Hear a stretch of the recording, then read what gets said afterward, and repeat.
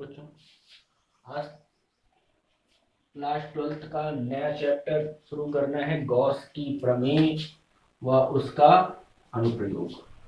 बेटा एक चीज सुनो मेरी बात ध्यान से। हम लोग स्थिर वैद्युतिकी पढ़ रहे थे। स्थिर वैद्युतिकी होती क्या है? भौतिक विज्ञान की वह शाखा जिसमें हम रुके हुए या स्थिर आवेशों का अध्ययन करते हैं।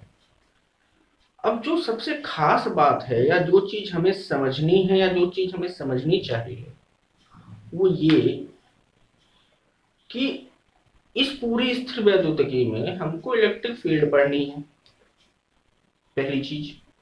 दूसरी, अभी तक आपने इलेक्ट्रिक फील्ड को वेक्टर या इलेक्ट्रिक फील्ड के जरिए ही पढ़ा। आपने देखा होगा कि मतलब फोर्स के जरिए भी आप पढ़ रहे थे।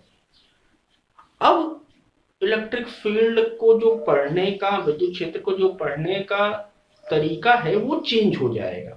देखो, आपके कोर्स में इलेक्ट्रिक फील्ड को तीन तरीके से समझाया गया है या तीन तरीके से पढ़ा जा सकता है। कौन कौन सा? एक तो इलेक्ट्रिक फील्ड को इलेक्ट्रिक फील्ड के जरिए पढ़ना, जो पहले चैप्टर में आपने किया। इलेक्ट्रिक फील्ड को इलेक्ट्रिक फील्ड के जरिए पढ़ने कहने का मतलब ये है कि आपने फोर्स मतलब वेक्टर वेक्टर साइन लगाया, बहुत टफ दिख रहा था आपको उसकी डायरेक्शन वगैरह निकालने में। अब जो इंट्रोड्यूस होगा वो होगा इलेक्ट्रिक फील्ड को इलेक्ट्रिक फील्ड के जरिए, सॉरी, इलेक्ट्रिक फील्ड को विद्युत बल रेखाओं के जरिए या विद्युत फ्लक्स के जरिए पढ़ना है। अब एक तरीका ये आएगा, याद करिए, विद्युत बल रेखाओं को पढ़ाते समय मैंने आपको एक चीज बताई थी। विद्युत बल रेखाएं क्या बताती हैं? विद्युत बल रेखाएं किसी विद्युत क्षेत्र की प्रबलता व स्वरूप का प्रदर्शन करती हैं। तो प्रबलता का मतलब विद्युत क्षेत्र की तीव्रता से है। तो अब इलेक्ट्रिक फील्ड को जो पढ़ने का तरीका होगा वो चेंज होगा। वो चेंज ये होगा कि अब हम इलेक्ट्रिक फील्ड को विद्युत फ्लक्स के जरिए पढ़ने वाले हैं। इसके बाद का जो चैप्टर आएगा विद्युत विभव, वहां एनर्जी का कॉन्सेप्ट आपको इंट्रोड्यूस होगा। तो इलेक्ट्रिक फील्ड को पढ़ने के तीन तरीके हैं। इलेक्ट्रिक फील्ड को वेक्टर के जरिए पढ़ना या इलेक्ट्रिक फील्ड के जरिए, जो पहले चैप्टर में आपने पढ़ा। दूसरा, इलेक्ट्रिक फील्ड को आप विद्युत फ्लक्स या इलेक्ट्रिक फ्लक्स के द्वारा पढ़ेंगे, तो इस चैप्टर में आप देखेंगे। और तीसरा जो इसके बाद वाला आएगा वो विद्युत विभव है, जो आप एनर्जी का कॉन्सेप्ट आएगा। तो वीडियो पॉज करिए, वीडियो पॉज करके ये पूरा टॉपिक नोट करिए। पहले आपको देखना क्या है ये देखो। सबसे पहला जो टॉपिक आएगा वो आएगा एरिया वेक्टर, क्षेत्रफल वेक्टर। दूसरा टॉपिक जो आपको इंट्रोड्यूस होगा वो होगा घन कोण, सॉलिड एंगल। तीसरा टॉपिक जो आपको इंट्रोड्यूस होगा वो होगा इलेक्ट्रिक फ्लक्स, फिर गॉस की प्रमेय, गॉसियन सरफेस, रेखीय आवेश घनत्व, क्षेत्रीय आवेश घनत्व, आयतन आवेश घनत्व और गॉस प्रमेय के अनुप्रयोग। वीडियो पॉज करके नोट करिए।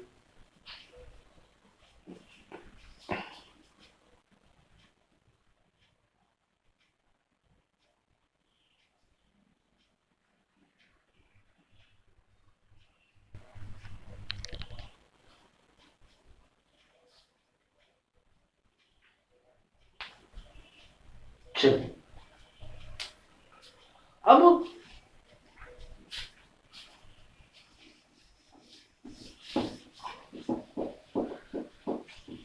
बारी बारी से करके पढ़ते हैं।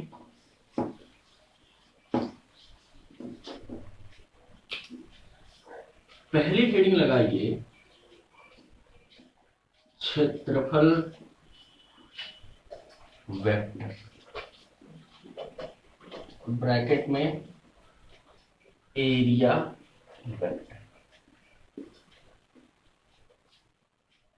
अब एरिया वेक्टर पढ़ने से पहले एक चीज सुने।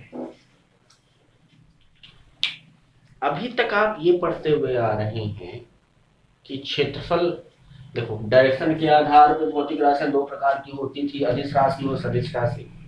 अदिश राशि क्या? वे राशियां जिनमें परिमाण के साथ दिशा का ज्ञान ना हो, मतलब परिमाण तो हो लेकिन डायरेक्शन का ज्ञान ना हो, क्या कहलाती थी? स्केलर क्वांटिटी कहलाती थी। फिर इसके बाद आप पढ़ते थे वेक्टर क्वांटिटी। वेक्टर क्वांटिटी क्या? ऐसी क्वांटिटीज जिनमें डायरेक्शन और मैग्नीट्यूड, परिमाण व दिशा दोनों का ज्ञान हो, क्या कहलाती हैं? वेक्टर क्वांटिटी कहलाती हैं। अब जो बात आपको समझनी है वो ये समझनी है कि अभी तक तो आप पढ़ते हुए आ रहे हैं इससे कि क्षेत्रफल एक स्केलर क्वांटिटी है। जैसे मैं कहूँ इस बोर्ड का क्षेत्रफल कितना है, आप कह दोगे कि सर 12 स्क्वायर फीट। इतनी बात तो समझ में आती। तो एरिया को वेक्टर मैं कह रहा हूँ, ऐसे कैसे कह रहा हूँ कि एरिया वेक्टर है, तो किस तरह से है बताओ।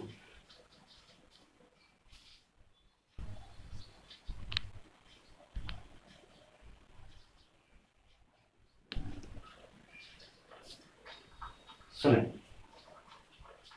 बेटा,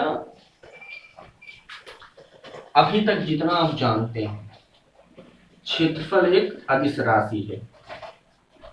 क्षेत्रफल एक अदिश राशि आप पढ़ के आए हैं। बोलो, अब यहां क्षेत्रफल को वेक्टर प्रूफ करना है।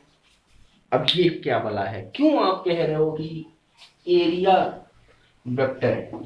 पहली बात, एरिया सरफेस एरिया अदिश राशि है, इसमें कोई कंफ्यूजन नहीं होनी चाहिए, दिमाग में रख लो।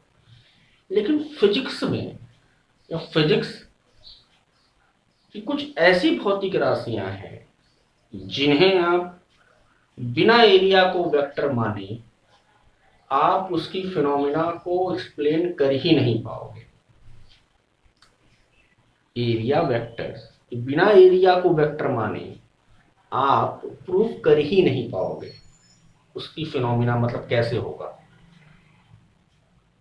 तो एरिया वेक्टर होता क्या है, पहले पूरा देख लो, फिर समझाता हूं आपको कि एरिया को वेक्टर क्यों कहना है। बेटा, किसी भी सरफेस का, ये सरफेस है, अगर इसका एरिया वेक्टर निकालना है, इसके किसी भी पॉइंट से एक अभिलंबवत लंब परपेंडिकुलर अगर हम ड्रा कर दें, तो उसी परपेंडिकुलर को हम क्या कहते हैं, एरिया वेक्टर कहते हैं। फिर से सुनो, सरफेस, कोई भी सरफेस, कोई भी सतह, उसके पृष्ठ से खींचा गया अभिलंबवत लंब क्या कहलाता है, एरिया वेक्टर कहलाता है। पहली चीज, पहली तो डिफिनीशन आएगी,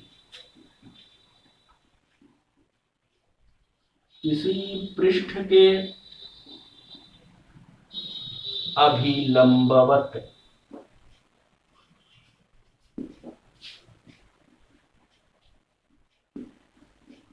खींचा गया लंब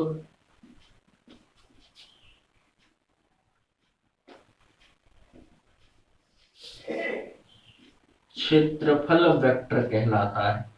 क्या कहलाता है, क्षेत्रफल वेक्टर कहलाता। ये डिफिनीशन हो गई। किसी भी सरफेस से अगर हम एक जैसे ऐसे समझो, अगर ये एक सरफेस है, ये सरफेस, इसी पे अगर हम एक परपेंडिकुलर ड्रा कर दें, तो जो किसी भी पॉइंट से जो परपेंडिकुलर ड्रा होगा, उसी परपेंडिकुलर को हम क्या कहते हैं, एरिया वेक्टर कहते हैं। अब देखो, मान लिया, माना किसी पृष्ठ का क्षेत्रफल ए है तथा दिशा n कैप है, तो बताओ एरिया वेक्टर ए बराबर क्या होगा, परिमाण इनटू डायरेक्शन। याद होगा आपको, एकांक वेक्टर क्या दिखाता है, डायरेक्शन दिखाता है। ये छोटी सी बात थी। किसी भी सरफेस के परपेंडिकुलर अभिलंबवत खींचा गया लंब क्या कहलाएगा, एरिया वेक्टर कहलाएगा। Area vector is equal to होता क्या है, ए इंटू एन कैप। दिमाग में एक क्वेश्चन रख के चलो कि हम एरिया को एरिया वेक्टर कहते क्यों, क्या जरूरत है एरिया को एरिया वेक्टर, हम तो पढ़ के आए थे इससे पहले स्केलर क्वांटिटी, उसको अभी छोड़ो, पहले होता क्या ये देखो, फिर समझाऊंगा। किसी पृष्ठ के अभिलंबवत खींचा गया लंब वेक्टर क्षेत्रफल वेक्टर कहलाता है। किसी एरिया वेक्टर बराबर क्या होता है, ए इंटू एन कैप। अच्छा,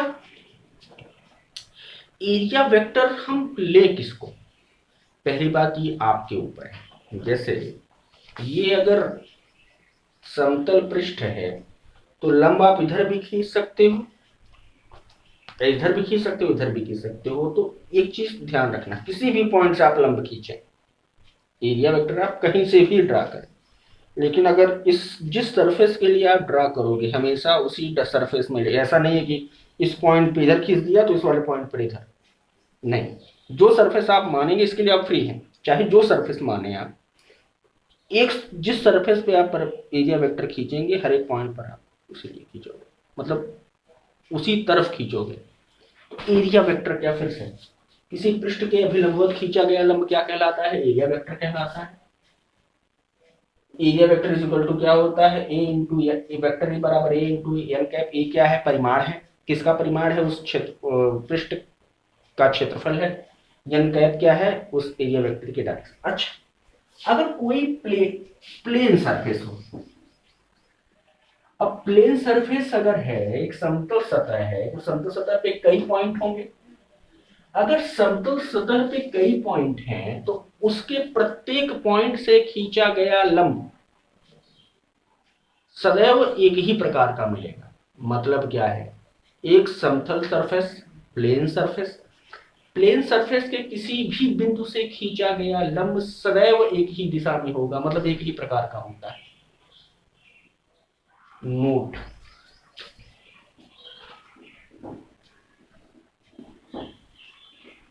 जरा नोट करें।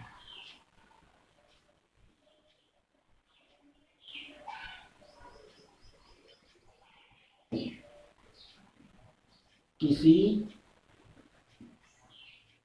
समतल पृष्ठ से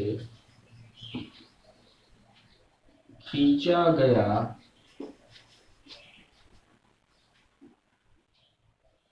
क्षेत्रफल वेक्टर सदैव समदिश होता है। सदैव कैसा होगा, मतलब सदैव एक ही दिशा में होगा। इसका मतलब क्या है, ऐसे देखो, ये एक प्लेन सरफेस है। अब प्लेन ये सरफेस है, इस सरफेस पे कई सारे पॉइंट है, 1 पॉइंट, 2 पॉइंट, 3 पॉइंट, मतलब कई सारे अनगिनत पॉइंट हो सकते हैं। अब इस पॉइंट से सपोज करो मैंने एक परपेंडिकुलर ड्रा किया, ठीक, इसकी डायरेक्शन किधर है, इधर है, बाहर आपकी तरफ है। अब इस पॉइंट से उठा के आप इधर, मैंने पहले ही कहा कि जब भी आप किसी भी पॉइंट पे जिधर आप खींच देंगे उधर ही आप, अब इस पॉइंट पे आओ, इस पॉइंट पे डायरेक्शन उधर है, इस वाले पॉइंट पे आओ डायरेक्शन उधर ही मिली, इस वाले पॉइंट पे आओ डायरेक्शन। तो जो लिखा है आपने उसका मतलब ही यही है, किसी समतल पृष्ठ से, प्लेन सरफेस से खींचा गया जो एरिया वेक्टर होगा, किसी भी पॉइंट से खींचा गया एरिया वेक्टर, वो सदैव समदिश होता है, सदैव एक ही दिशा में होता है। अच्छा,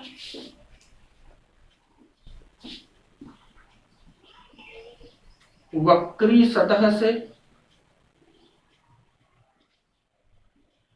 खींचा गया क्षेत्रफल वेक्टर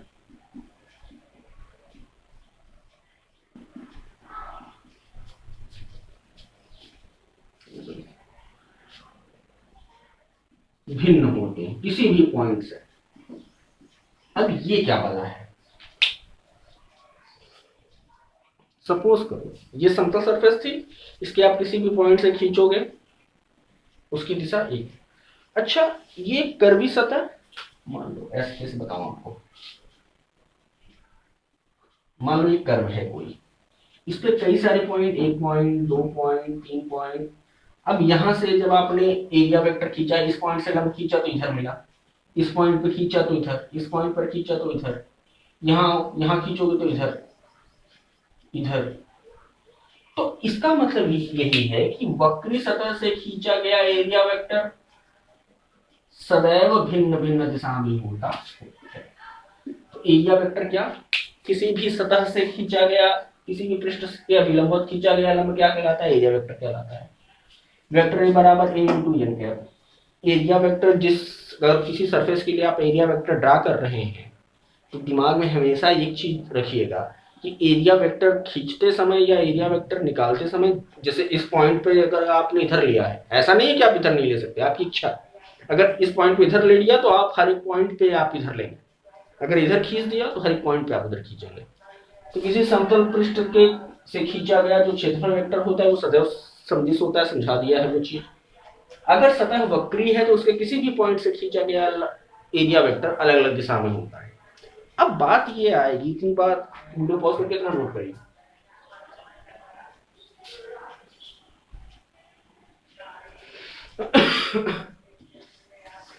अब सुनो मेरी बात। अब हमको ये पढ़ना है, जो आपके काम की चीज थी ये इतना आपको नोट करना है। अब एरिया वेक्टर को हम एरिया कह क्यों रहे हैं, मतलब एरिया कैसे वेक्टर है। देखो बेटा, वेक्टर क्या होता है? वेक्टर डायरेक्शन और मैग्नीट्यूड से मिलकर बना है। इसमें से कुछ भी चेंज होगा, चाहे डायरेक्शन चेंज होगा तब भी वो राशि चेंज हो जाएगी, मैग्नीट्यूड चेंज होगा तब भी वो राशि चेंज हो जाएगी। तो कहने का मतलब ये कि एरिया को अगर आप वेक्टर मान रहे हो तो मतलब कुछ चेंज होने से, डायरेक्शन चेंज होने से प्रभाव चेंज हो जाना चाहिए। सुनो मेरी बात, जैसे कि एग्जांपल लो, मान लो फोर्स वाला एग्जांपल। मान लीजिए पृथ्वी की सतह है और उस पर कोई पिंड रखा हुआ है 5 kg का। अब आप 5 न्यूटन के बल से इधर खींच के लेके जा रहे हो, तो आपको पता है इस पे एक्सेलरेशन किधर आएगा, इसी दिशा में आएगा। अच्छा, मान लो आप इतने ही न्यूटन के बल से इसको दबाने लगे। मान लो इसको सही दिखाने का तरीका ये, 5 न्यूटन का बल, देखो बल उतना ही, डायरेक्शन चेंज किया लेकिन इसमें एक्सेलरेशन नहीं आया, मतलब दिशा चेंज हो जाने से प्रभाव चेंज हो जा रहा है। मेरी बात सुनो ध्यान से। जब 5 न्यूटन के बल से आप इधर खींच रहे थे, बल उतना ही 5 न्यूटन है, जब इधर खींचा तो ये एक्सेलरेट हुआ। क्लियर? जब 5 न्यूटन के बल से दबाया तो इसमें एक्सेलरेशन नहीं आया, मतलब दिशा के चेंज हो जाने से प्रभाव चेंज हो गया। तो एरिया को अगर आप वेक्टर कह रहे हो तो दिशा चेंज होने से प्रभाव चेंज नहीं होना चाहिए। बेटा फिजिक्स में कुछ ऐसी राशियां हैं जो बिना एरिया को वेक्टर माने एक्सप्लेन नहीं की जा सकती। जैसे सबसे बढ़िया एग्जांपल है फ्लक्स, विद्युत फ्लक्स। आगे पढ़ना है इसको, विद्युत फ्लक्स। इसमें आपको एरिया को वेक्टर मानना ही होगा, अगर नहीं मानोगे तो एक्सप्लेन नहीं होगा। विद्युत फ्लक्स होता क्या है? किसी भी सरफेस से गुजरने वाली विद्युत बल रेखाएं। मेरी बात ध्यान से सुनो। मान लो